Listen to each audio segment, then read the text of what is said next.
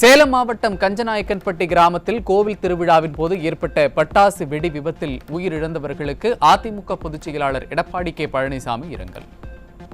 உயிரிழந்தோர் குடும்பத்தினருக்கான நிவாரண நிதியை உயர்த்தி வழங்க வேண்டும் என்றும், இனி இதுபோன்ற விபத்துகள் நிகழாவண்ணம் பாதுகாப்பு நெறிமுறைகளை பின்பற்றுவதற்கு உரிய ஆவண செய்ய வேண்டும் எனவும் ஸ்டாலின் மாடல் திமுக அரசுக்கு வலியுறுத்தல். ஸ்டாலின் மாடல் திமுக ஆட்சியில் கோவில் திருவிழாக்களில் உரிய நெறிமுறைகள் பின்பற்றப்படுவதில்லை மற்றும் முறையான பாதுகாப்பும் கொடுப்பதில்லை என்பதால் இதுபோன்ற விபத்துகள் தொடர்கதையாகிவிட்டதாக அதிமுக பொதுச் செயலாளர் எடப்பாடி கே பழனிசாமி குற்றச்சாட்டு. எங்கும் எப்போதும் அலட்சிய போக்குடனே செயல்படும் ஸ்டாலின் மாடல் விடியா திமுக அரசுக்கு கடும் கண்டனம்.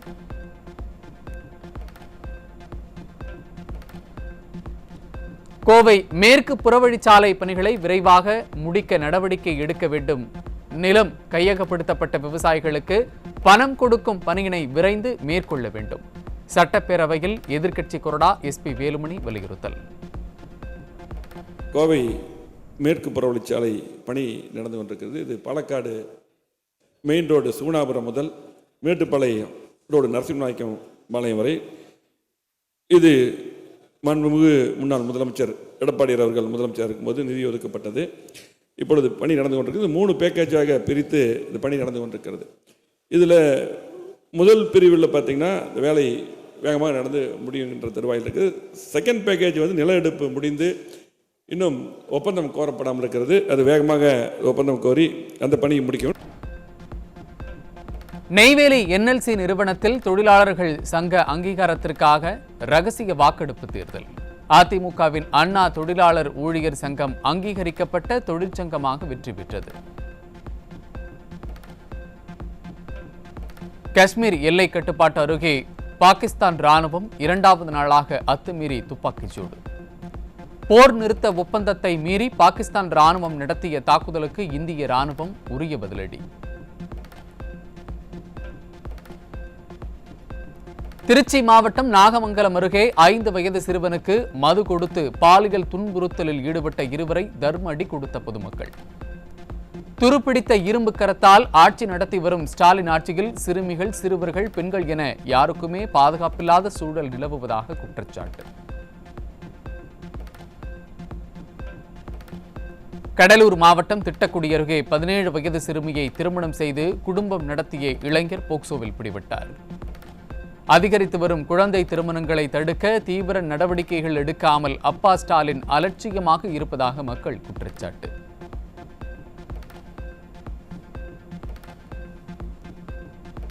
மதுரை சுப்பிரமணியபுரம் பகுதியில் உணவு டெலிவரி செய்ய வந்த ஊழியர் சிறுமிக்கு பாலியல் தொல்லை அளித்த கொடூரம். விடியா திமுக அரசு பெண்கள், குழந்தைகளுக்கு பாதுகாப்பற்ற அரசாக இருப்பதாக மக்கள் குற்றச்சாட்டு. கள்ளக்குறிச்சி மாவட்டம் திருக்கோவிலூரில் திருமணம் செய்வதாக நம்ப வைத்து பெண்ணை கர்ப்பமாக்கிய இளைஞர் பிடிபட்டார். பெண்களுக்கு எதிரான குற்றங்களை தடுக்காமல் விளம்பர மோகத்தில் திளைப்பதுதான் ஸ்டாலின் மாடலா என மக்கள் கேள்வி. ஈரோடு மாவட்டம் வெண்டிப்பாளையம் அருகே கிலோ கணக்கில் கஞ்சா பொட்டலங்களை வைத்திருந்த வட மாநிலத்தைச் சேர்ந்த நபர் சிக்கினார். ஸ்டாலின் ஆட்சியில் காவல்துறை அலட்சியமாக இருப்பதால் பள்ளி, கல்லூரி மாணவர்களை குறிவைத்து கஞ்சா விற்பனை அரங்கேறும் அவலம். ஆந்திராவிலிருந்து திருவள்ளூர் மாவட்டம் செங்குன்றத்திற்கு லாரியில் 10 கிலோ கஞ்சா கடத்தி வந்த ஓட்டுநர் காளீஸ்வரன் பிடிபட்டார். போதைப்பொருள் ஒழிப்பு நடவடிக்கை நாடகம் நடத்திய ஸ்டாலின் ஆட்சியில் அண்டை மாநிலங்களில் இருந்து சர்வசாதாரணமாக கஞ்சா கடத்தி வரப்படுவதாக மக்கள் குற்றச்சாட்டு. திருவள்ளூர் மாவட்டத்தில் திருப்பதியிலிருந்து திருத்தணி நோக்கி சென்ற பேருந்தில் 5 லிட்டர் கள்ளச்சாராயம் கடத்தி வந்த 2 சிக்கினர். ஸ்டாலின் ஆட்சியில் ஆந்திராவிலிருந்து கிருஷ்ணா நீர் தமிழகத்திற்கு வருகிறதோ இல்லையோ கள்ளச்சாராயம் மிக எளிதாக லிட்டர் கணக்கில் வருகிறது என மக்கள் விமர்சனம். சென்னை புளியந்தோப்பு அருகே இளைஞர்களின் வாழ்க்கையை சீரழிக்க விற்பனைக்காக வைக்கப்பட்டிருந்த 50 கிலோ குட்கா பொருட்கள் பறிமுதல். ஸ்டாலின் அரசின் ஏவல் துறையின் அலட்சியத்தால் தடை செய்யப்பட்ட போதைப் பொருட்கள் தடையின்றி கிடைப்பதாக பொதுமக்கள் விமர்சனம். தென்காசி மாவட்டம் செங்கோட்டை அருகே கேரளாவில் இருந்து சொகுசு காரில் 121 கிலோ குட்கா உள்ளிட்ட போதைப் பொருட்களை கடத்தி வந்த இருவர் சிக்கினர். திறனற்ற ஸ்டாலின் ஆட்சியில் குட்கா உள்ளிட்ட புகையிலை பொருட்களின் புழக்கம் அதிகரித்துள்ளதால் இளைஞர்களின் வாழ்க்கை சீரழிந்து வருவதாக பெற்றோர்கள் வேதனை.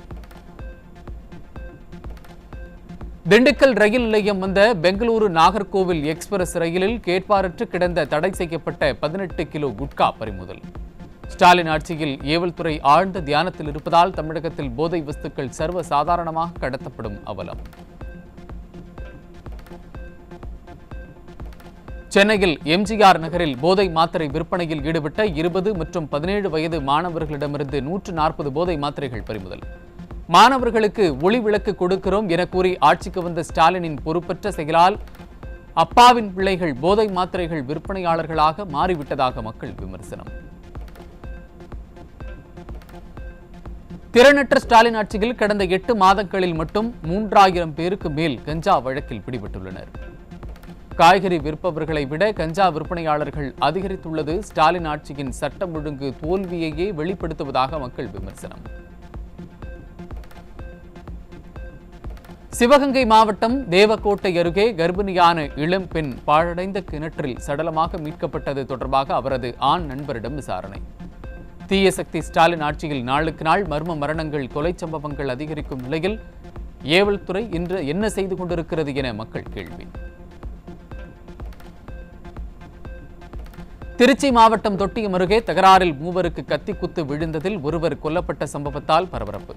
சம்பவத்தை கண்டித்து கொலையானவரின் உறவினர்கள் சாலை மறியலில் ஈடுபட்ட நிலையில் ஸ்டாலின் ஆட்சியில் கொலை நடக்காத நாளே இல்லை என மக்கள் விமர்சனம். திருச்சி மாவட்டம் முசிறி அருகே குடும்ப தகராறில் மனைவியை கிணற்றில் தள்ளி கணவன் கொலை செய்த சம்பவத்தால் அதிர்ச்சி. விடியா ஸ்டாலின் ஆட்சியில் சட்டத்தின் மீதான பயம் துளி கூட இல்லாததால் கொலை சம்பவங்கள் சர்வ சாதாரணமாக அரங்கேறும் அவலம். நாகையில் 1.5 கோடி ரூபாய் மதிப்பிலான திமிங்கல உமிழ்நீர் எனப்படும் ஆம்பர்கிரீஸ் வைத்திருந்த ஒருவர் பிடிபட்டார். ஸ்டாலின் அரசின் ஏவல்துறையின் மீது சிறிதும் பயம் இல்லாததால் குற்றச்சம்பவங்கள் அதிகரித்துள்ளதாக மக்கள் குற்றச்சாட்டு. திருப்பத்தூர் மாவட்டம் வாணியம்பாடி மாட்டுச்சந்தையில் இருசக்கர வாகனங்களை திருட முயன்ற 2 பேரை மடக்கி பிடித்து சரமாரியாக அடித்து போலீசில் ஒப்படைத்த பொதுமக்கள். சம்பவ இடம் வந்த போலீசாரும் கொள்ளையர்களுக்கு ஆதரவாக பேசியதுடன் வியாபாரிகள் விவசாயிகளிடம் கடும் வாக்குவாதத்தில் ஈடுபட்டதால் பரபரப்பு.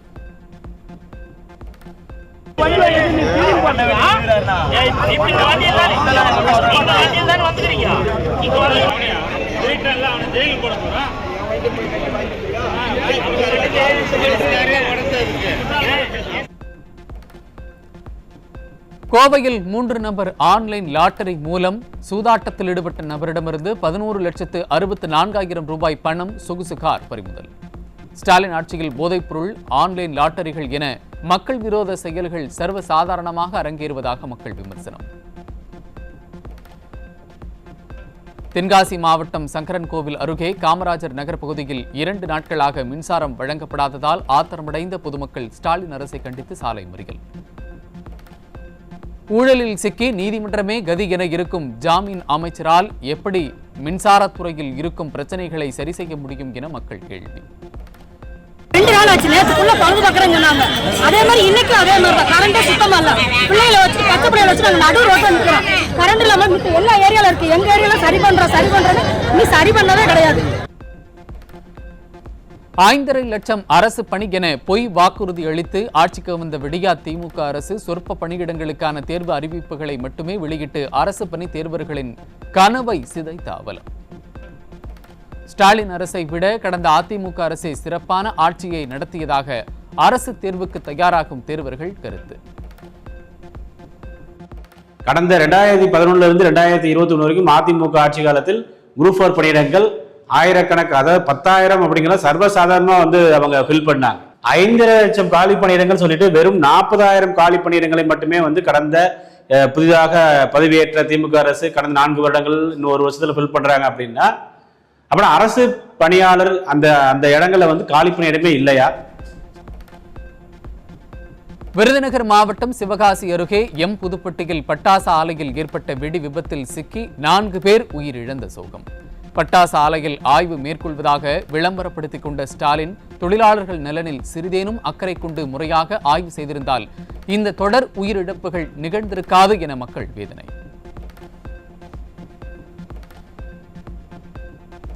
புதுச்சேரி வில்லியனூர் தூய லூர்து அன்னை திருத்தலத்தின் 148வது ஆண்டு திருவிழா கொடியேற்றத்துடன் தொடக்கம். விழாவின் முக்கிய நிகழ்வான ஆடம்பர தேர்பவனி மே 4ஆம் தேதி நடைபெறுகிறது.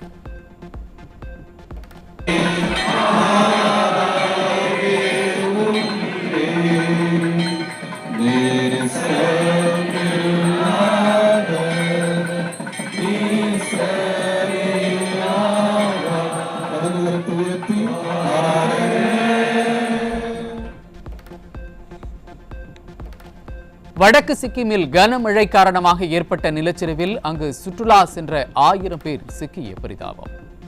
நிலச்சரிவில் சிக்கியவர்களை மீட்கும் பணிகளில் மீட்புப் படையினர் தீவிரம். தாய்லாந்தின் ஹுவாகின் மாவட்டத்தில் போலீஸ் விமானம் கடலில் விழுந்து நொறுங்கி விபத்து. விபத்தில் 6 பேர் உயிரிழந்ததாக தகவல். தென் அமெரிக்க நாடான ஈக்வடாரில் நேரிட்ட சக்தி வாய்ந்த நிலநடுக்கம் ரிக்டர் அளவுகோலில் 6.3 பதிவு. பசிபிக் கடற்கரையொட்டி நிகழ்ந்த நிலநடுக்கத்தால் சில கட்டிடங்கள் சேதமடைந்த நிலையில் நல்வாய்ப்பாக உயிரிழப்புகள் இல்லை என தகவல்.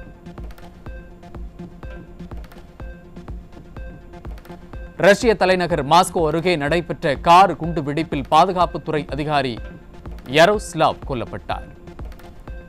உக்ரைன் உளவுத்துறை மீது எழுந்த சந்தேகத்தால் விரிவான விசாரணைக்கு உத்தரவு.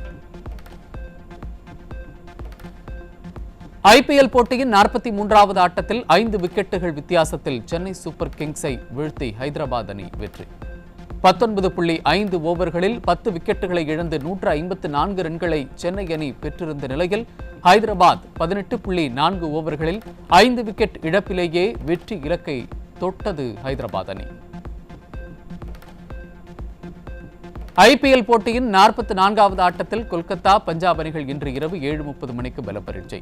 சொந்த மண்ணில் விளையாடும் கொல்கத்தா அணி பஞ்சாப் அணியை வீழ்த்துமா என ரசிகர்கள்